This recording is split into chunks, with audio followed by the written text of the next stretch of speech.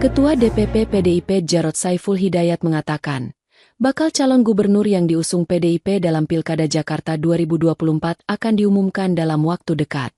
Hal ini merespons munculnya isu duet Anies Baswedan dan Rano Karno alias Si Dul di Pilkada Jakarta. Jarod menegaskan, bakal calon gubernur yang diusung akan diumumkan Ketua Umum PDIP Megawati Soekarno Putri. Oh, Jakarta belum.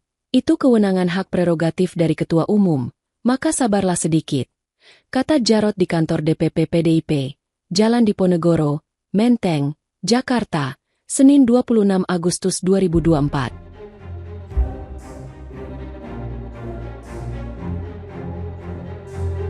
Download Tribun X sekarang, menghadirkan lokal menjadi Indonesia.